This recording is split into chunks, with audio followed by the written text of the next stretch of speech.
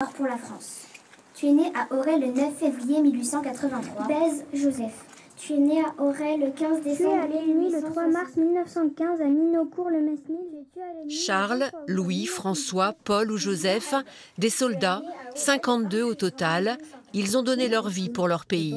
Leurs histoires sont égrenées une à une par les élèves des écoles devant le monument aux morts. C'était un peu stressant, mais je sais que je l'ai fait pour les gens qui se sont battus pour la France. Il y en avait un qui avait 22 ans et l'autre qui avait 30 ans quand ils étaient morts.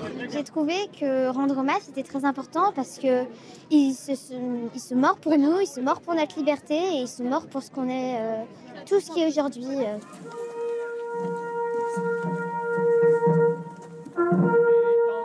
Des lectures qui apportent de la réalité à une histoire un peu lointaine pour des enfants d'aujourd'hui.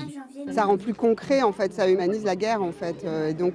Ils ont réagi d'ailleurs en disant, dis donc, ils sont jeunes, c'est triste, donc ils se rendent davantage compte, en fait.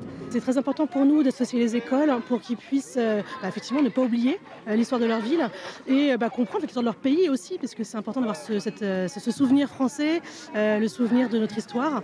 Ne pas oublier ces 52 hommes, qu'ils ne meurent pas une seconde fois, c'était l'objectif de Didier Rose, président de l'association du souvenir français du pays d'Auray. C'est lui qui a entrepris les recherches pour retrouver leurs traces.